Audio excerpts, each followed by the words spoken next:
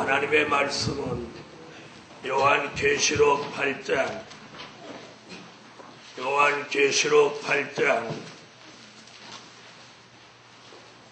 6절이 되겠습니다.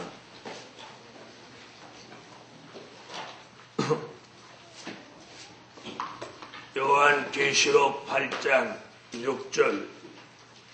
일곱 나팔 가진 일곱 천사가 나팔 불기를 예비하더라.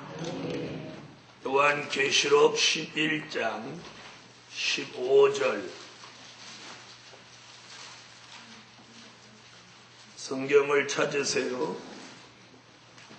일곱째 천사가 나팔을 불매 하늘에 큰 음성들이 나서 가로되 세상 나라가 우리 주와 그 그리스도의 나라가 되어 그가 세세토록 왕노로 다시리로다 하니. 요한계시록에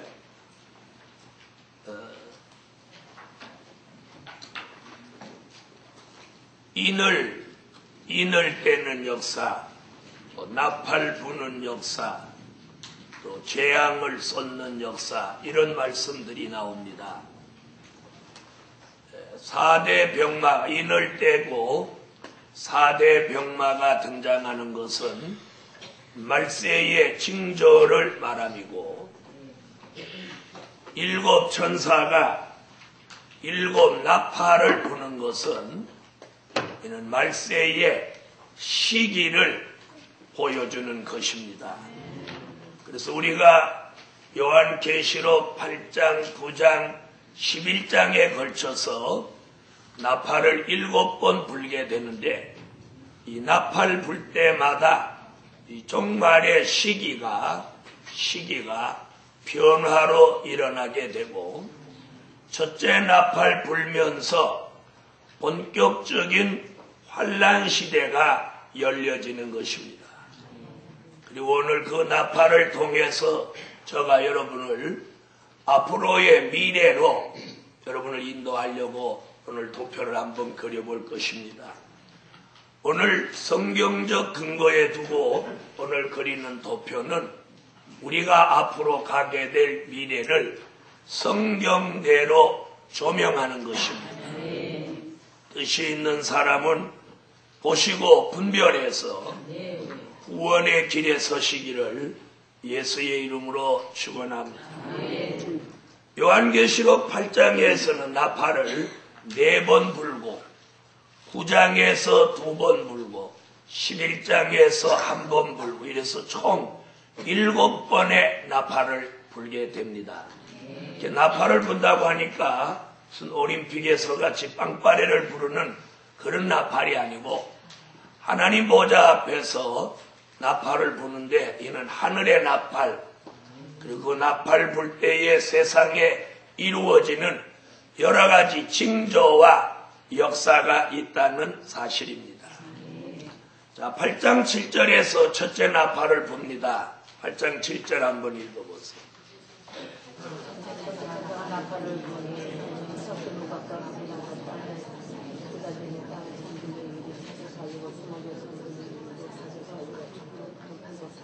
아, 8장 7절에 첫째 나팔 불면 사회주의 혁명운동, 사회주의 혁명의 불길이 일어나서, 즉 다시 말하면 이 지구상에 공산주의가 등장하는 것입니다.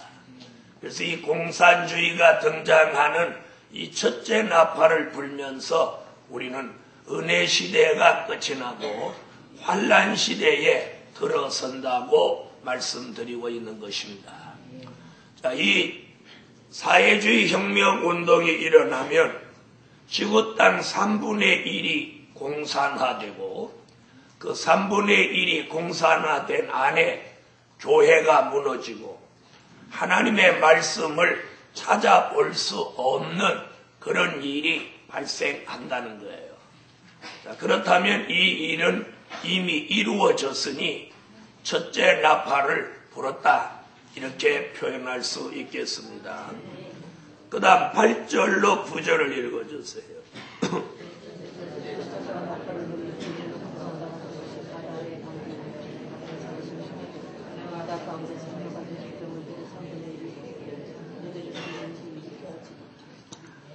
둘째 나팔을 불면 그 지구 땅 3분의 1이 공산화된 지역 안에 사회에 혼란이 온다는 것입니다.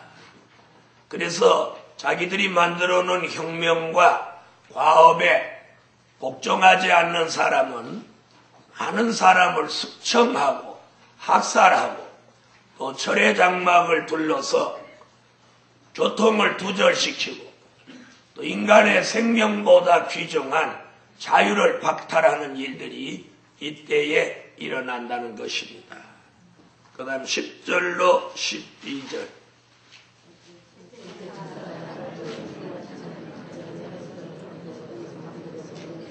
11절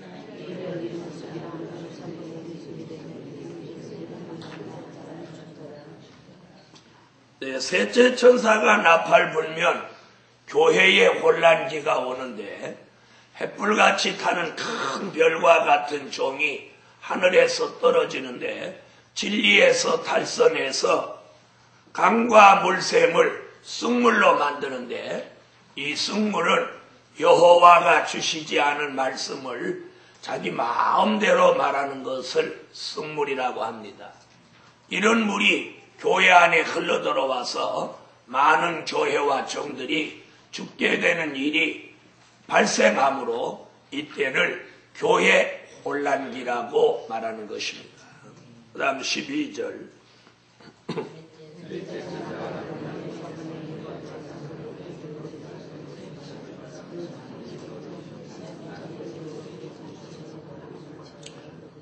넷째 나팔은 악의 발전기입니다. 이때는 악이 득세해서 햇빛 같은 말씀이 피해를 입고 달빛 같은 성도도 피해를 입고 별빛 같은 종들도 이 악의 피해를 입는 때입니다. 그 다음에 낮 3분의 1도 밤 3분의 1도 그렇다고 하는 것은 믿는 사람도 안 믿는 사람도 다 악의 피해를 입어서 어떤 말씀을 듣느냐면 예수 믿는 사람이 더 악하다, 나쁘다 이런 소리를 듣는 데까지 이르는 악의 발전기가 있는 시대입니다. 자, 이런 시대를 사람들은 이제 말세다, 종말이다, 세상 다 됐다 이렇게 말하는 시대가 바로 넷째 나팔 불고 일어나는 시대입니다. 자, 여기까지는 도표를 그리지 않은 이유가 뭐냐면 이 한판에 다 그릴 수도 없거니와 예수의 재림을 시점으로 하면 바로 다섯째 나팔부터가 예수의 재림과 연관되어 있기 때문에 네 번째 나팔까지는 그냥 설명을 드렸고 이제 다섯째 나팔부터 도표를 그리며 주의 재림을 전후로 해서 일어나는 종말의 확실한 역사를 말씀드리려고 합니다. 계시록 9장 1절로 2절을 다 같이 읽어주세요.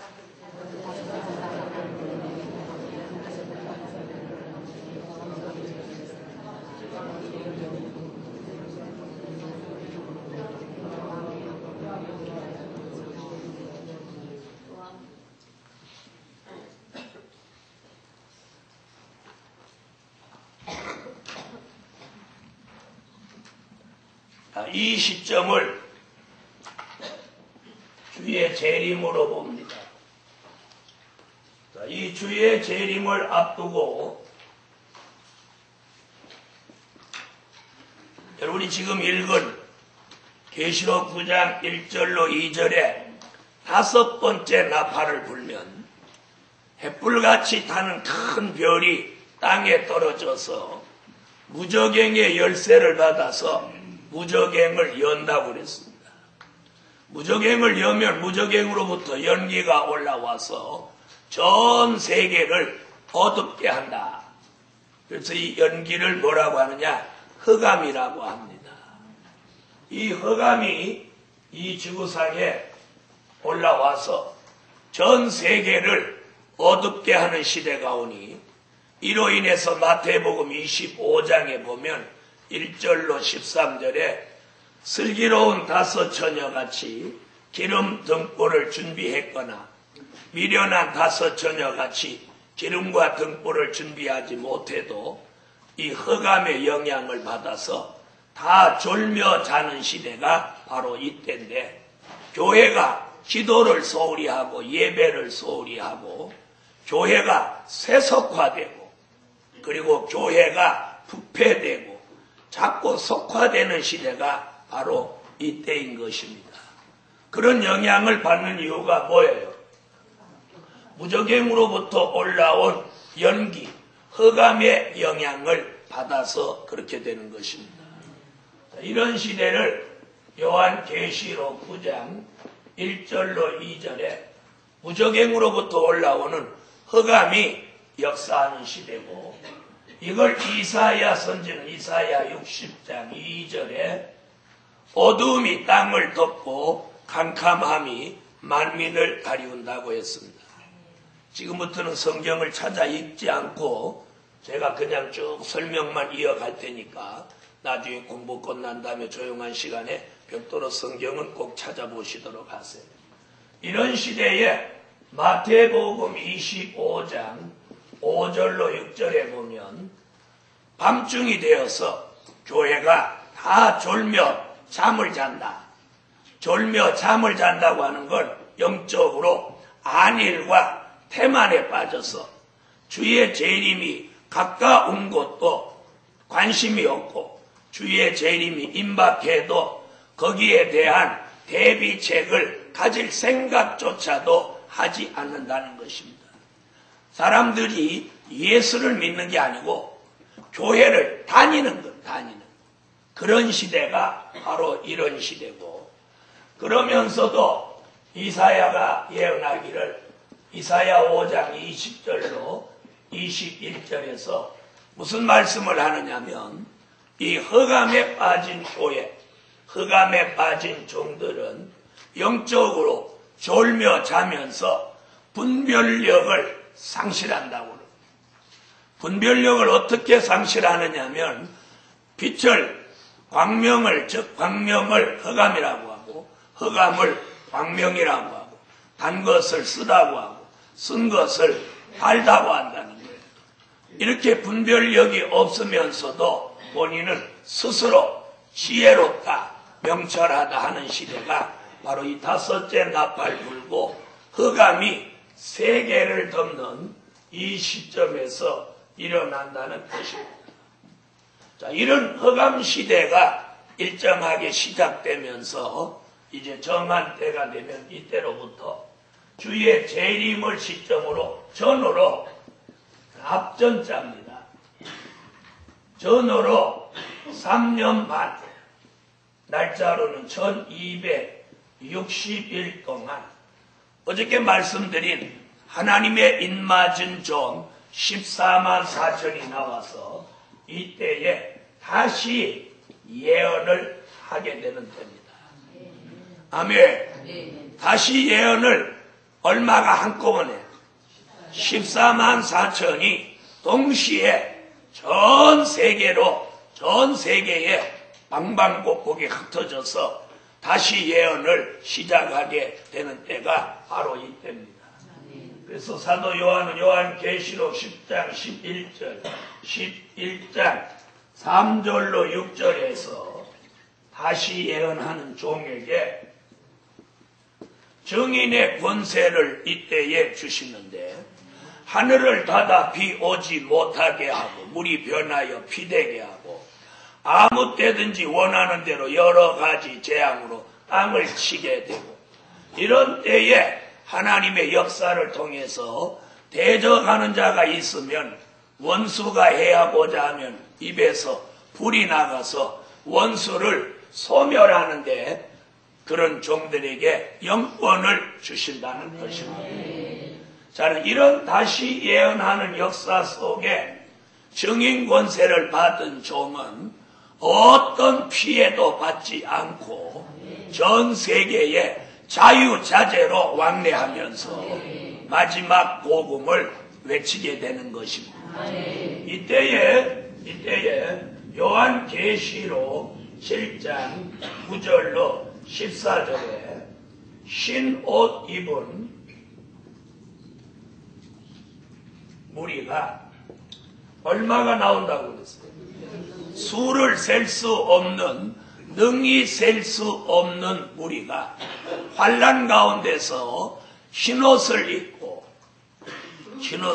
손에 종려가지를 들고 찬양하며 나오는데, 다시 예언하는 종들이 붉은 베옷을 입고 전 세계에 회개 운동을 일으킬 때에 격동받은 이 하나님의 백성 될 사람들이 어린 양의 피에 옷을 씻어 물과 성령으로 거듭남을 체험한 사람이 크게 셀 수 없이 따라 나온다는 거예요. 아멘. 이런 사람들이 몇 년을 따라 나오느냐면 3년 반, 1260일 동안 따라 나오게 되는 것입니다.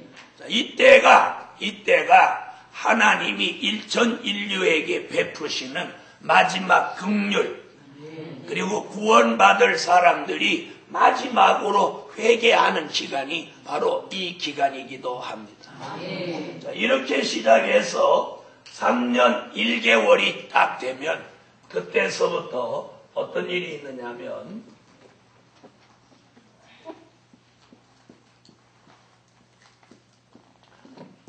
요한계시록, 여기다 우선 저는 쓰겠습니다. 다른 분은 요 밑에다 쓰세요.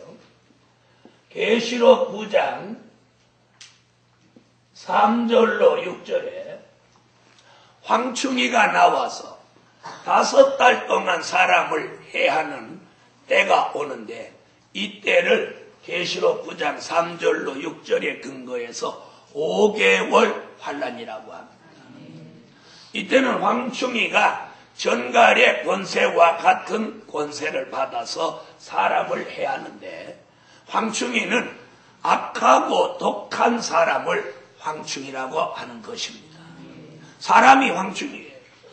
남의 것을 노력하고 악을 품고 대적하고 소리 지르고 남을 해하는 이 사람에게, 이 악독한 사람 황충이에게 전갈의 권세와 같은 권세를 가지고 사람을 해하는데, 한 번 쏘임을 받으면 죽기를 구한다고 그랬어요. 그러나 이 5개월 환란 동안은 죽음이, 즉 사망이 동결되어 있어서 죽기를 구하여도 죽음이 저희를 피하여 간다고 여기 말씀되어 있는 것입니다. 이런 시대가 5달 동안 있게 되는데, 이 5달 동안 3년 반 안에 다 들어있는 것입니다. 그러니까 3년 1개월이 지나면 남아있는 5달은 5개월 환란인 것입니다.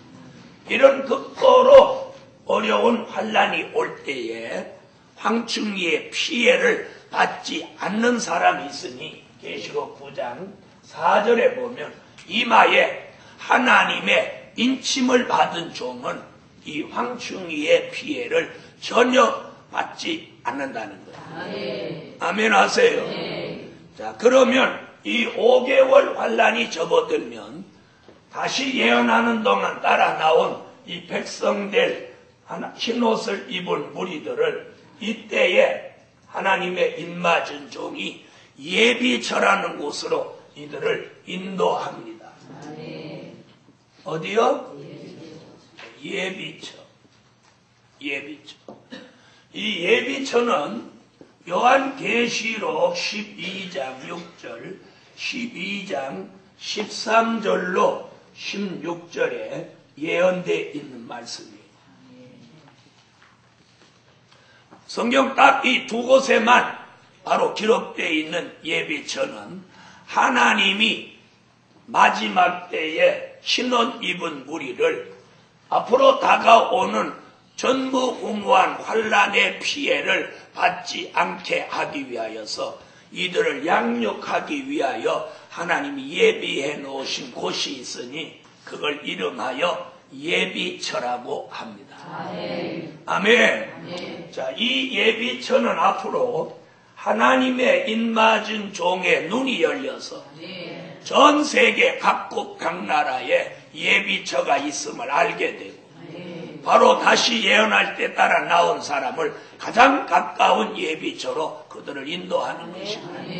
아멘. 그러면 이 신혼 입은 무리는 전부 예비처에 들어가게 되고, 용이 이들을 해하려고 입으로 물을 강같이 토하지만 땅이 입을 벌려 이 강물을 삼키고 이 신혼 입은 무리를 지킵니다.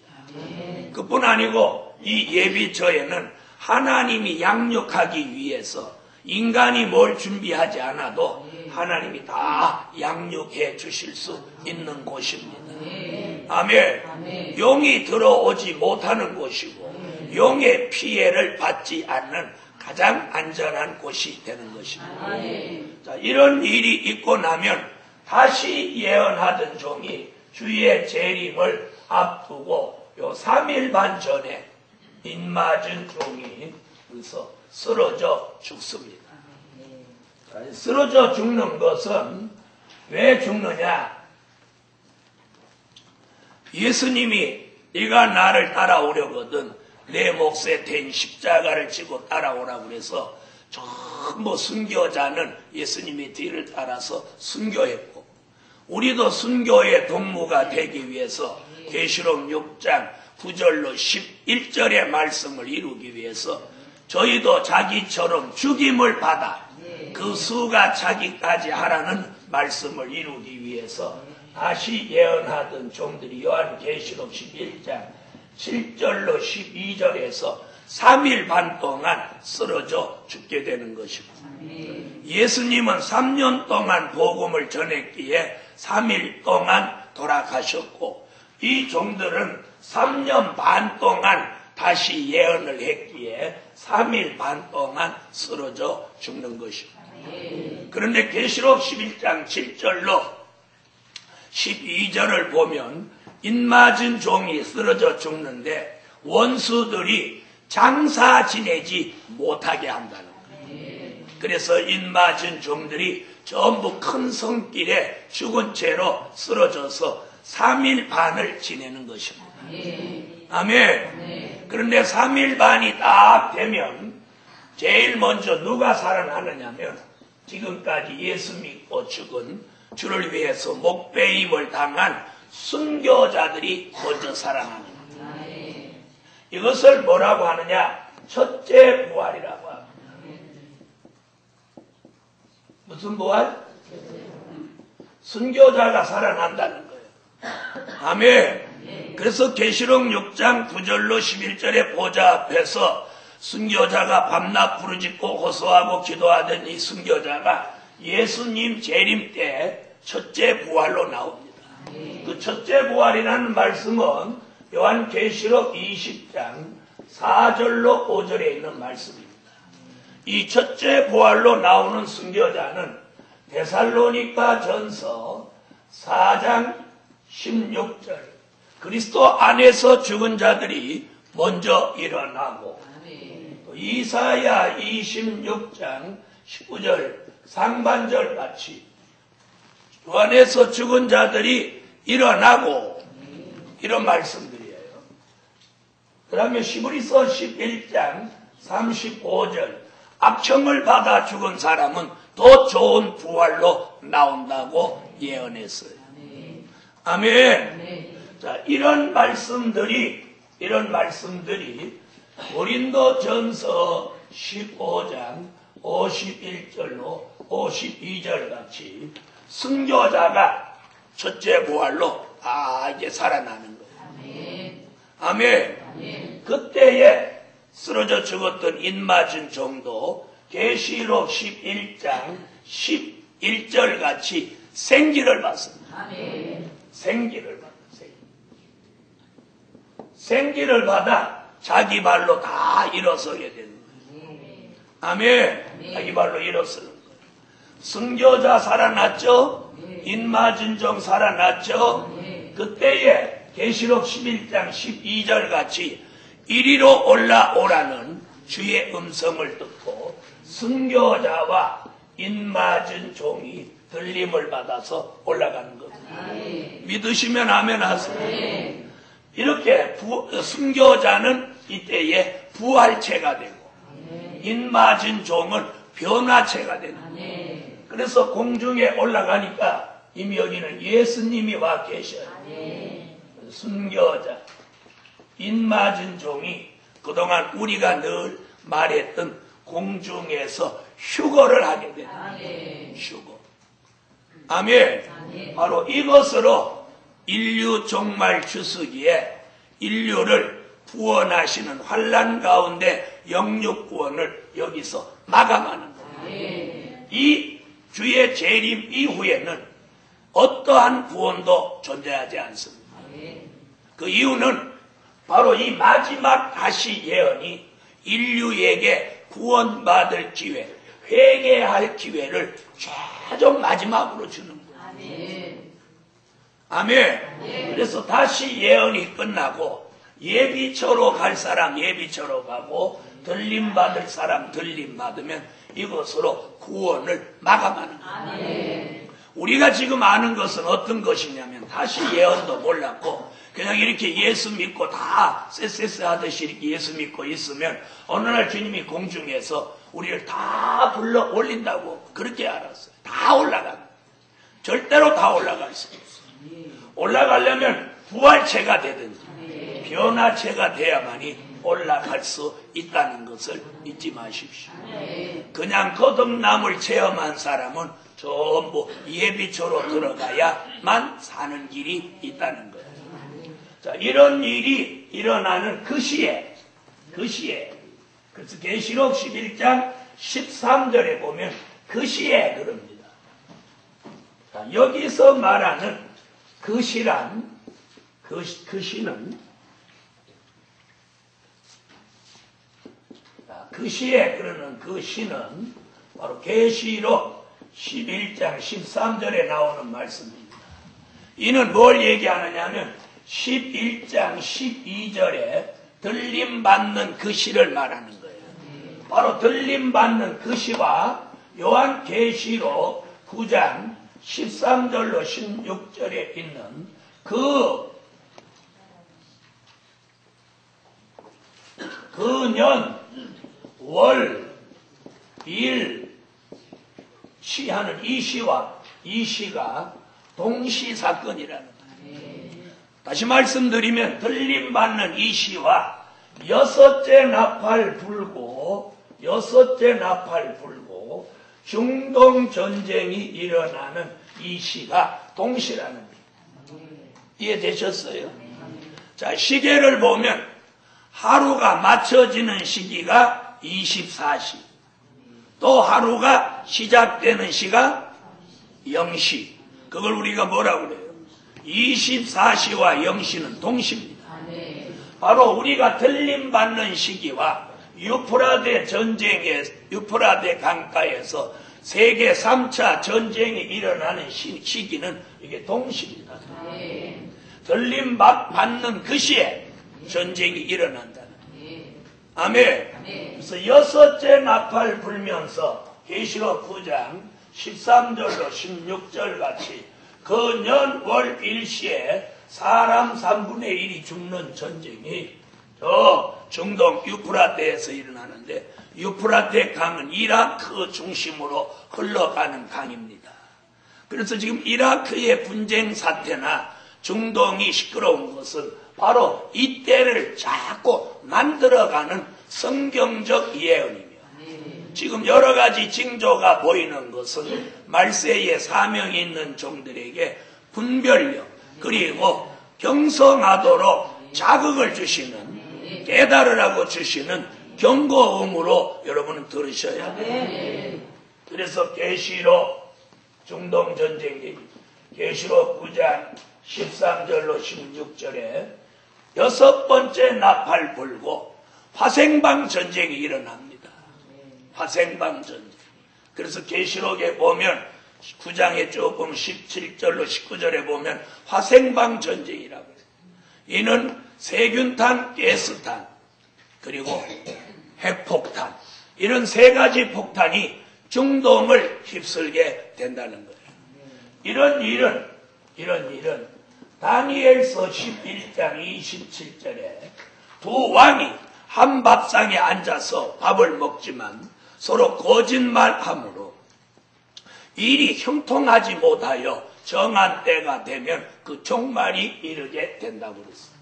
이런 말씀은 이사야 33장 7절로 8절에 대적이 조약을 파하고 평화의 사신이 슬피 옥하고 대로가 황폐하고 행인이 끊치고 사람이 사람을 생각지 않고 성읍을 멸시하는 이런 전쟁의 바람이 불게 되면, 그래서 작정된 기한이 끝나서 그 일이 끝나면 다니엘서 11장 40절로 43절 같이 남방왕이 북방왕을 찌르면 북방왕이 장마물같이 회리바람같이 마주 내려와서 중동을 휩쓸고 홍해를 건너서 애굽, 구스, 리비아까지 북방의 세력의 시종이 된다고 다니엘은 예언했습니다.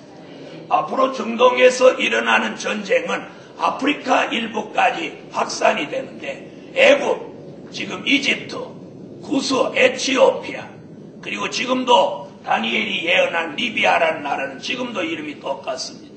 리비아까지 이 전쟁이 확산된다고 예언했고, 이 전쟁으로 지구에는 평화가 오지 않고 전 세계가 이제 수정통치 시대로 접어들게 된다는 것입니다. 자, 이런 전쟁은 이사야 33장 11절로 12절에 공기가 불이 된다 그랬습니다. 그래서 사람이 횃돌같이 타버리고 베어서 불에 사르는 가시나무같이 타버리는데, 이때 죽는 사람이 세계 사람 3분의 1이 죽게 되니 60억 인구 중에 20억이 죽게 된다는 예언이에요. 이런 예언은 요한계시록 9장 17절로 19절에 화생방 전쟁입니다. 불과 연기와 유황이다. 불과 연기와 유황. 그래서 불, 그래서 화, 생, 방. 이런 일이 일어나게 되면 사람이 횃돌같이 타버리는 핵전쟁으로 인해서 60억 인구 중에 20억이 죽고 지구의 10분의 1이 초토화된다고 성경을 예언하고 있습니다. 이런 말씀을 아무리 전해도 믿지 않으면 소용없습니다. 그러나 뜻이 있는 사람은 이런 말씀이기에 그걸 믿게 되고, 그런 걸 믿고 미래를 준비하는 사람은 천인만인이 쓰러져 죽는 재앙이 와도 하나님의 보호를 받게 되는 것입니다. 아멘. 이래서 이런 중동전쟁과 중동전쟁으로 인해서 전쟁이 이제 끝을 내면서 어떤 시대가 오게 되느냐면 후 3년 반에 접어듭니다.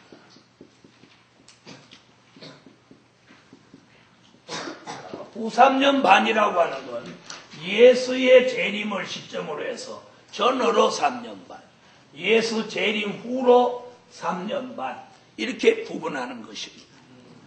중동 전쟁이 끝나면서 후 3년 반에 접어드는데 이때를 수정 통치 시대라고 합니다. 이는 요한계시록 13장 같은 시대입니다. 수정 통치 시대. 다시 말하면 무신론주의자가 세계를 지배하는 시대라는 거죠.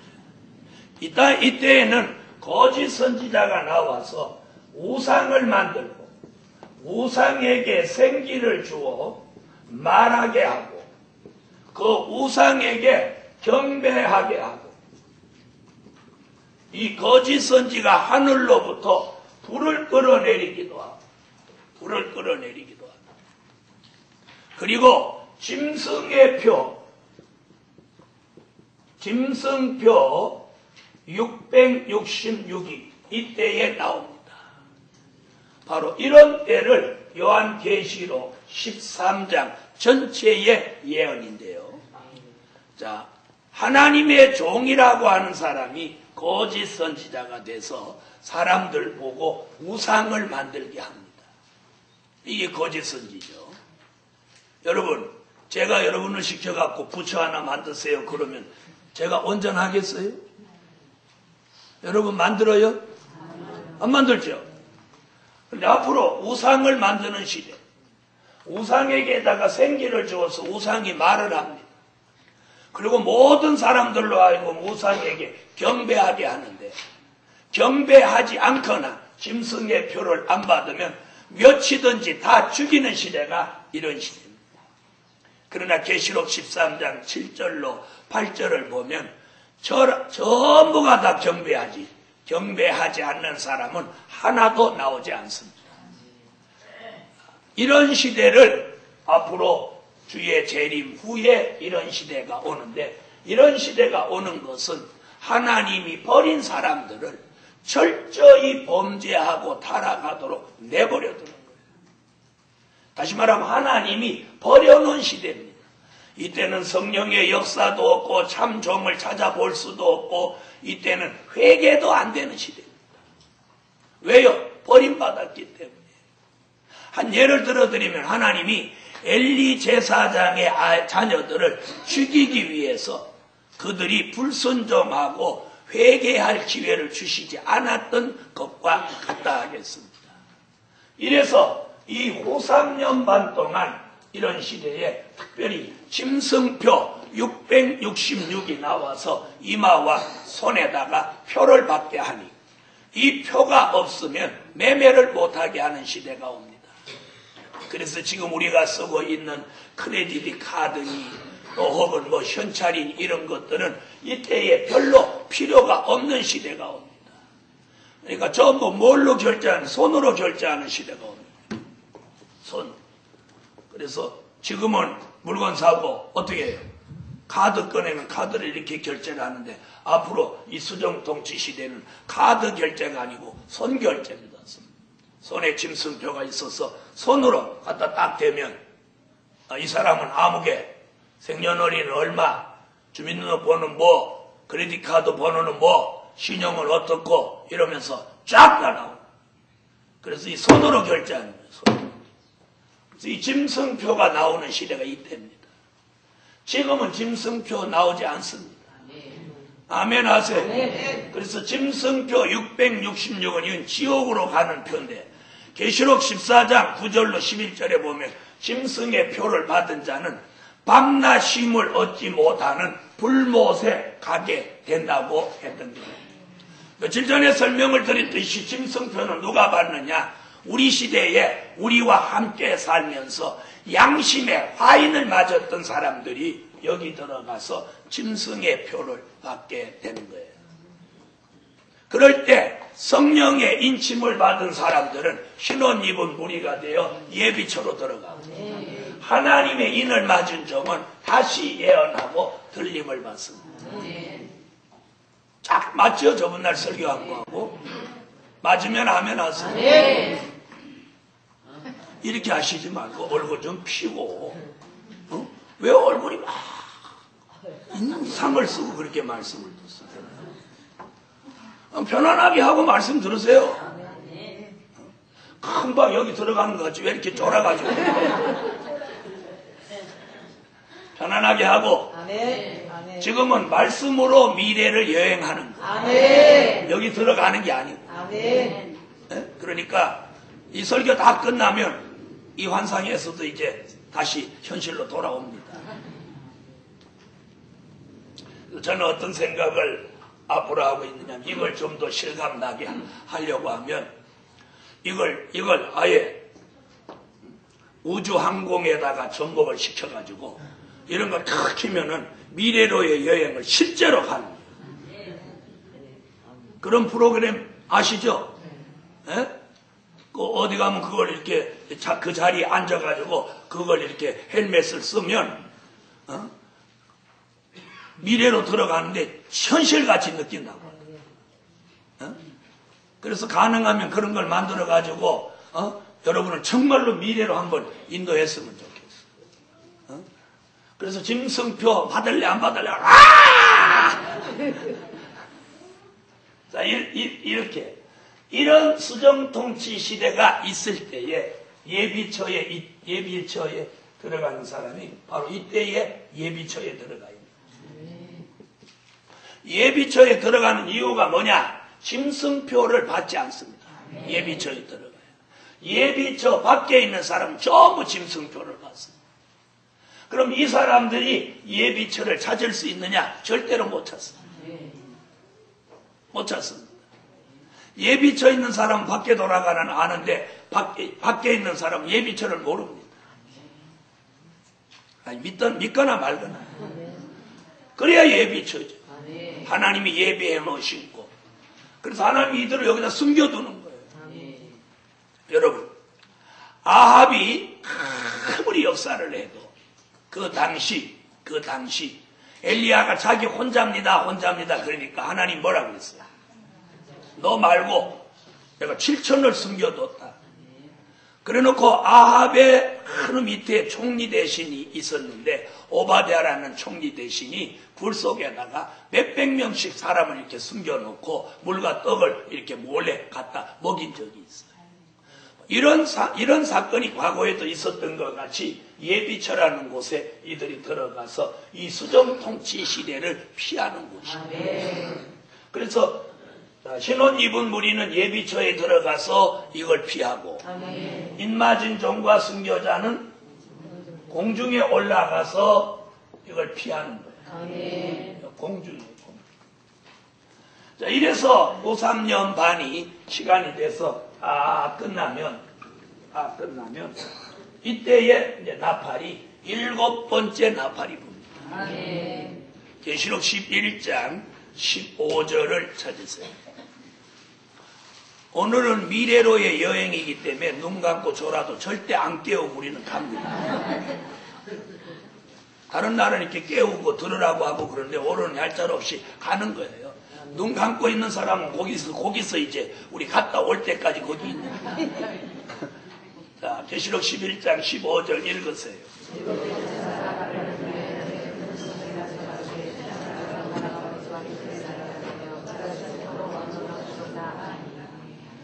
여러분, 예수를 막 깊이 있게 안 믿고 더 잘 믿으려고 몸부림 암치고 그냥 학교 다니듯이 교회를 다니던 사람 입장에서 이런 말 갑자기 들으면 전차에 받친 것 같습니다. 이게 뭔 황당한 소리라냐. 네, 그러나 사실입니다. 제 생명을 걸고 말할 수 있습니다. 자, 여러분이 읽은 7번째 나팔 붐에 우리가 살고 있는 이 세상 나라를 심판하고 그리스도의 나라가 1000년 동안 이루어집니다. 그러기 위해서는 공중에 오셨던 예수님이 이렇게 지상에 내려오시는 거예요. 이것을 요한계시록 14장 1절에 시온산 강림이라고 합니다. 아멘. 자, 이제부터는 안 읽고 또 계속 갑니다. 무슨 강림? 시온산 강림. 이때 어린 양이 시온산에 섰는데 14만 4천이 그와 함께 섰더라. 그와 함께 섰더라. 아멘. 그러면 누가 데리고 왔다는 거예요? 예수님이 인마진족 14만 4천을 데리고 오셨다. 그때에 누구도 데리고 오느냐? 데살로니가 전서 4장 14절에 주를 위해서 죽은 순교자도 이때 데리고 오는 거예요. 그리고 예수님이 지상에 강림하실 때 순교자도 인마진 정도, 이 공중에 휴가하는 이 정도를 다 데리고 오십니다. 데리고 오셔서 천년 왕국 그리스도의 나라를 이루려고 하시는데 지상에 와보니까 이 지상은 어떻게 됐어요? 수정통치 시대가 돼 있어요. 수정통치 시대. 이때에 예수님이 진노의 7 대접대왕을 이때에 이제 쏟는 거예요.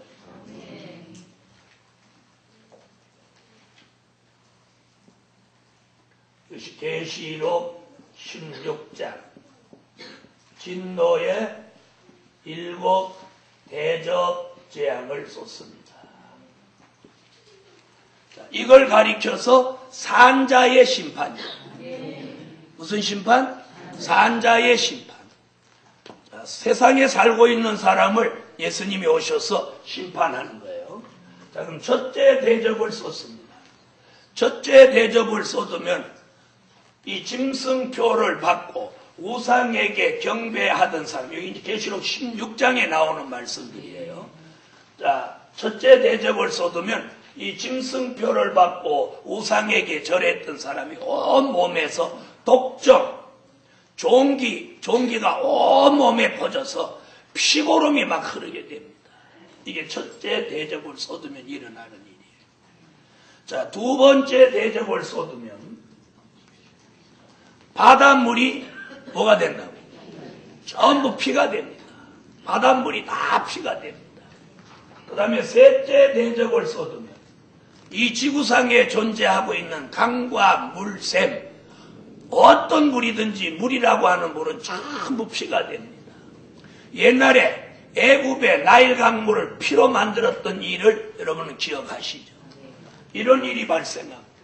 네 번째 대접을 쏟으면 저 해가 권세를 받아서 사람을 태워 죽이는 일이 발생한다고 했습니다. 아멘. 자, 다섯 번째 대접을 쏟으면 우리가 살고 있는 지구가 앞뒤를 분간할 수 없도록 어두워지는 시대가 오게 된다는 겁니다. 그다음 여섯 번째 대접을 쏟으면 이때에 전쟁이 일어나는데 이 전쟁이 인류 역사상 마지막 전쟁인데 이는 계시록 16장 16절 같은 아마겟돈 전쟁이라는 겁니다. 아마겟돈 전쟁이라는 건 설명을 잘 들으십시오. 적으면서 아마겟돈 전쟁은 예수님과 여기 따라 내려온 누구? 순교자와 인맞은 종이 계시록 19장 14절로 15절에 하늘 군대가 됩니다. 예수님은 계시록 19장 11절로 13절에 심판주가 되시고 순교자와 인맞은 종은 하늘의 군대가 됩니다. 이때에 마귀도 편을 짜서 덤비는데 이때 용이 짐승과 거짓 선지자와 함께 예수님한테 심판주 예수님한테 도전을 해오는데 그래서 일어나는 전쟁을 뭐라고? 아마겟돈 전쟁이라고 합니다. 계시록 16장 16절에 있는 말씀이에요. 자, 이때 악인들 이들이 한편이 돼서 예수님한테 도전해 오는 거예요. 그때 순교자와 인맞은 종이 예수님을 도와서 이 아마겟돈 전쟁을 치르게 되는 게 여섯 번째 대접입니다. 이때에 용을 잡습니다. 용이라고 하는 건 요한계시록 20장 1절로 3절에 보면 옛뱀 마귀 사단입니다. 이 용 마귀를 잡습니다. 이건 말로만 할 게 아니라 읽어갖고 잡아야 돼요. 자, 성경을 찾으세요. 요한계시록 20장 1절로 3절.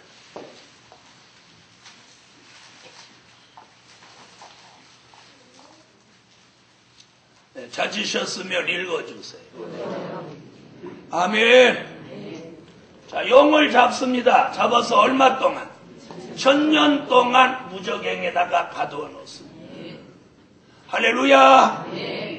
자, 그 다음에 짐승과 거짓 선지 요한계시록 19장 19절로 20절 같이 산채로 잡아서 요한 불못에 넣게 되는 겁니다. 여기도 우린 읽어보시죠. 계시록 19장 19절로 20절.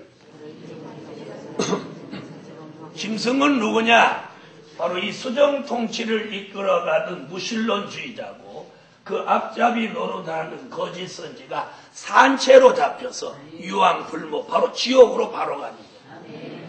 그리고 이 땅에 있던 악인들, 예수를 잘 못 믿은 사람들, 예수를 안 믿은 사람들 할 것 없이 그 당시에 귀신의 영이 들어가서 전부 제정신이 아닙니다. 그래서 조물주 하나님이신 예수님에게 심판주한테 막 덤벼드니까 이런 걸 뭐라고 하게요? 네, 아주 정확한 답입니다. 죽으려고 환장하고. 그런 때 그런 말을 쓰는 건데 좀 조속한 것 같지만 그 말이 딱 맞아요. 죽으려고 환장. 그래서 죽으려고 환장한 이들을 죽여주는 거예요. 요한계시록 19장 17절로 18절, 21절 정확하게 한번 보세요. 계시록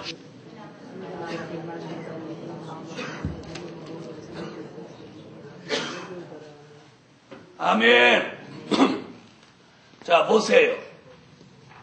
자, 이때의 사람을 예수님이 입에 검으로 죽여서 그들의 시체를 뭐라고 그랬어요? 전부 새의 밥이 되게 한다. 새의 밥이 되게. 오늘 이 공부하는 저와 여러분은 다 이 그룹에 들어가지 않아요. 이 그룹에 들어가지 않아요. 다시 말하면 앞으로 자, 좀 다시 뒤로 가서 이런 시대가 오기 전에 죽어서 영혼 구원을 받든지 아니면 들림을 받든지 그것도 자격이 안 되면 꼭 예비처라도 가야 돼요.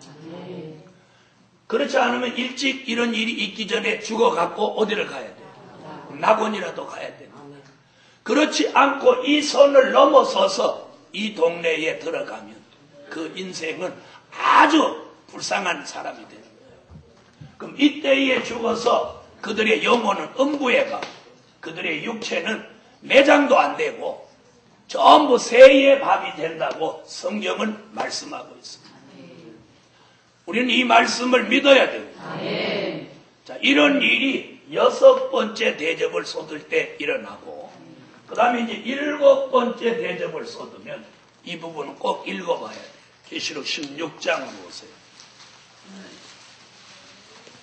가만히 앉아있으면 의미가 없어요. 꼭 찾아야 성경을 찾아야 요한 계시록 16장 17절부터 21절까지 한번 읽어보세요. 자, 7번째 대접 재앙을 쏟을 때 이때 딱 한마디로 이때를 뭐라고? 세상 종말입니다. 계시록 11장 15절 7째 천사가 소리내는 날 그 나팔을 불게 될 때 세상 나라가 우리 주와 그 그리스도의 나라가 된다는 말씀을 이루기 위해서 세상 나라를 종결짓는 거예요. 그래서 두 가지 큰 역사가 일어나는데 하늘에서 우박 한 덩어리가 100근쯤 되는 게 떨어져요. 100근씩 되는 우박이 쏟아져요. 약 42몇 킬로 정도 되는 시멘트 한 푸 정도 되는 우박이 쏟아져 내려요. 100근짜리 통돼지만한 게 우박으로 쏟아져 내려요. 나도 눈 하나 깜짝도 안 하시네. 그뿐이 아닙니다. 땅이 천갈래 만갈래로 가져도 이 지구가 완전히 산산조각이 나듯이 이렇게 지진이 온다는 거예요. 지진이 와. 그래서 인간이 태어난 이후로는 이런 지진을 본 일이 없었어요. 그래서 우박이 100근짜리 쏟아지고 지진이 천갈래 만갈래로 갈라지니 지구에 존재하는 인간은 이때 종말을 맞이하게 돼요. 이때를 산자의 심판이라고 말합니다. 이때의 예비처에 있던 사람들은 이때 어디로 들어가느냐? 이 기간 동안 보호처라는 곳으로 들어가게 됩니다. 여러분 노트 요 밑에다 쓰셔도 됩니다. 저는 여기다 쓰겠습니다. 보호처는 요한계시록 15장 2절로 4절 같이 이루어지는데 선지자들이 저마다 보호처에 대해서 예언을 했습니다. 그래서 지금부터 말씀드리는 건 보호처에 대한 예언인데 이사야 4장 5절로 6절, 이사야 26장 20절, 이사야 33장 20절로 24절. 이사야가 이렇게 세 곳에다가 보호처가 있다고 예언했습니다.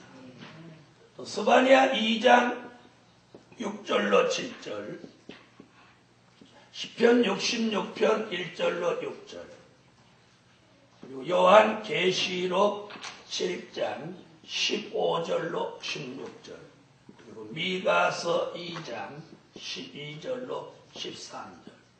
그 중에 특별히 미가서 2장 12절로 13절은 예비처에서 보초로 옮겨지는 과정을 아주 정확하게 예언한 말씀이 되겠습니다. 다 두고 이것만 한번 찾아보겠습니다. 미가서 2장.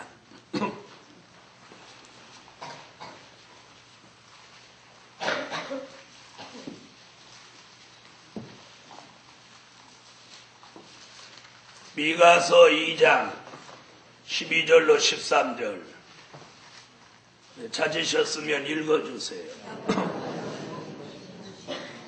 아멘. 자, 왕이 선두에 서서 예비처에서 보초로 인도하신다 이렇게 표현했어요. 이래서 예비처에 있었던 사람들은 이쪽에 나와서 보초에서 안전하게 보호를 받는데, 그것을 계시록 15장 2절로 4절에 보면 이들이 불이 섞인 유리 바닷가에서 모세의 노래, 어린 양의 노래를 부르며 환난 가운데 구원받은 것을 감사해서 하나님 앞에 찬양하는 집회가 열린다고 예언하고, 모세의 노래는 육이 구원받은 것을 감사해서, 어린 양의 노래는 영혼이 구원받은 것을 감사해서 이 두 가지 노래를 동시에 부른다고 예언되어 있습니다. 아멘.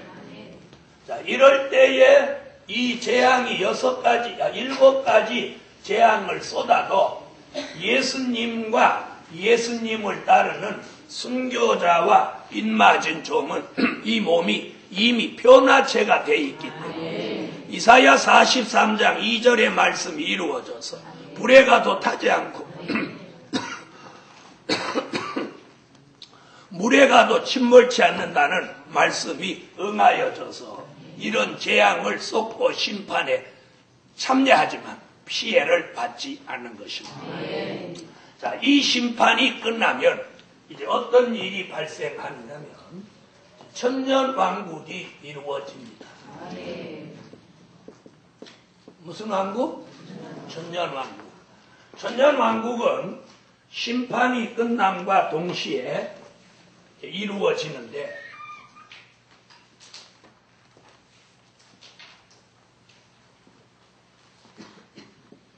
천년왕국을 두 가지로 구분할 수 있습니다. 어떤 계시록 20장 9절에 있는 단 한 구절이 있는 말씀, 사랑하시는 성,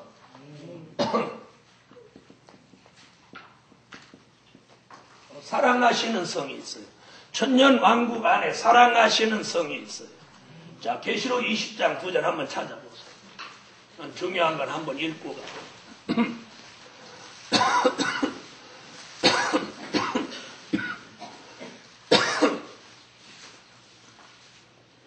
읽어주세요.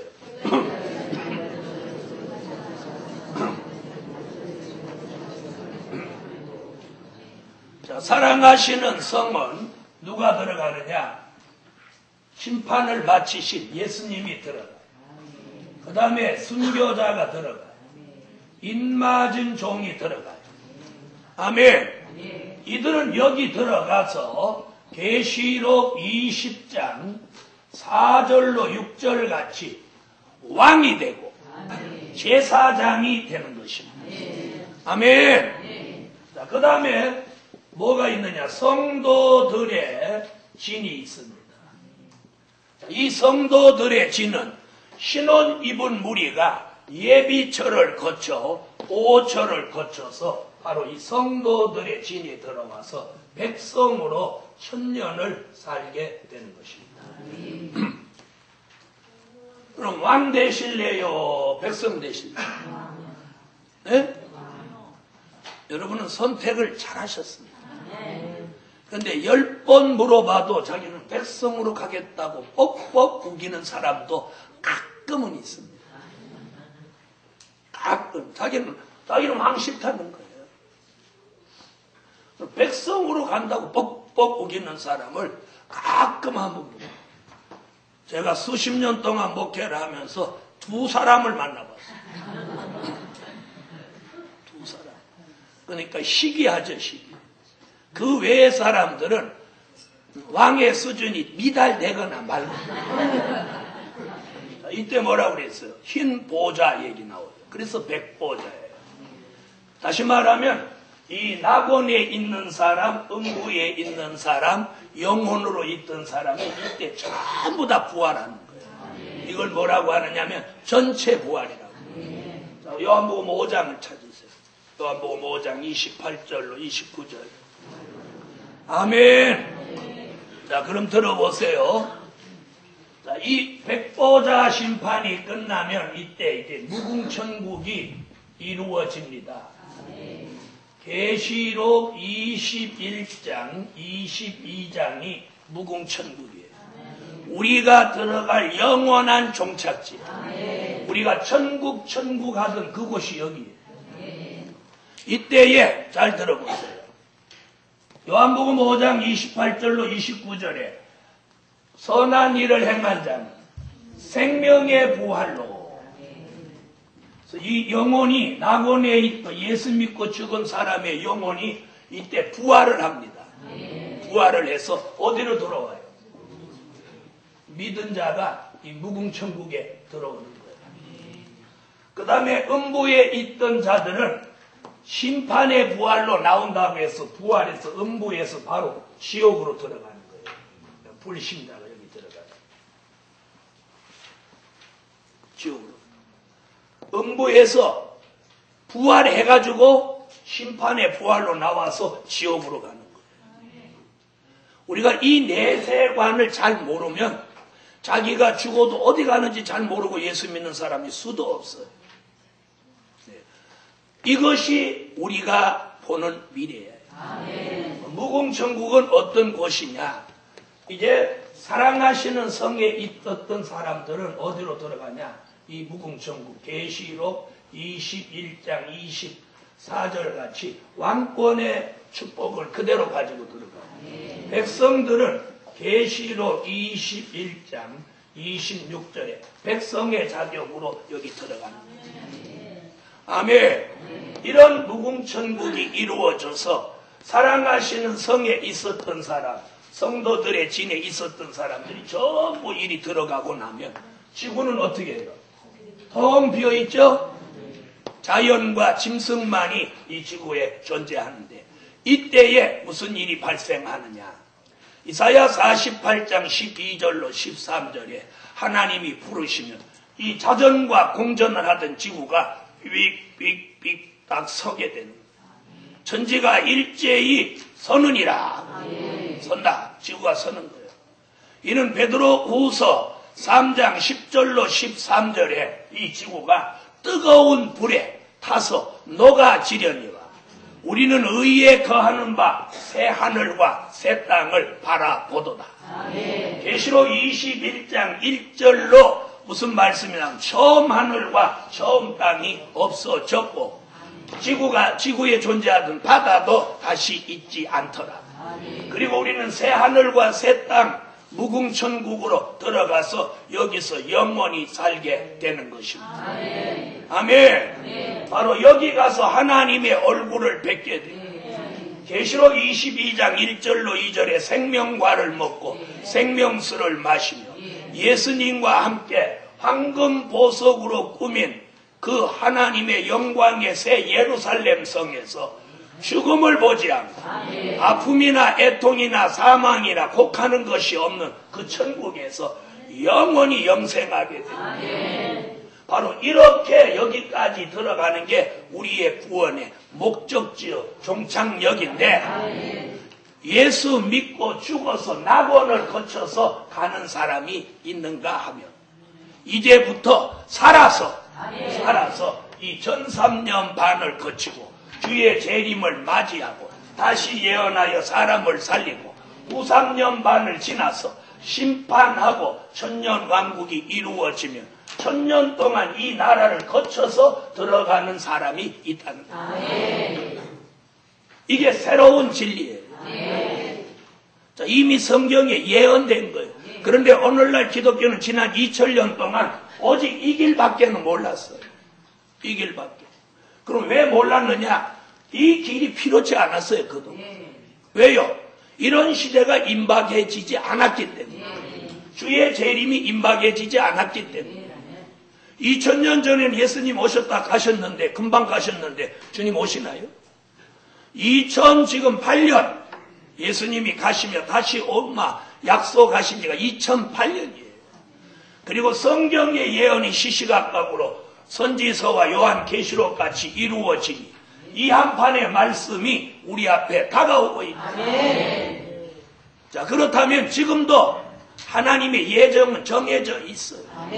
나이와 상관없이 죽어서 이 낙원을 거쳐서 갈 사람이 있고, 연세와 상관없이 살아서 이 길로 천년왕국을 거쳐서 무궁천국까지 들어갈 예정이 있는 사람이 있어요.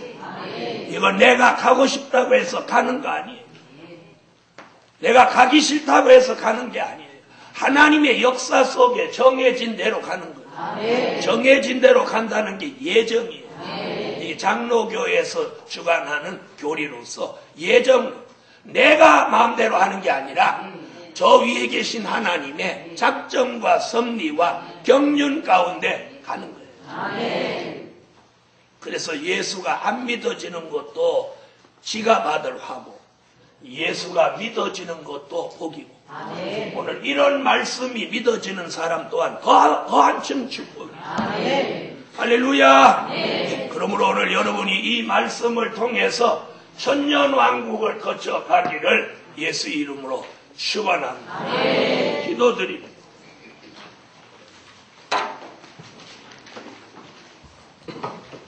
기도 올립니다. 감사의 예물 드렸습니다.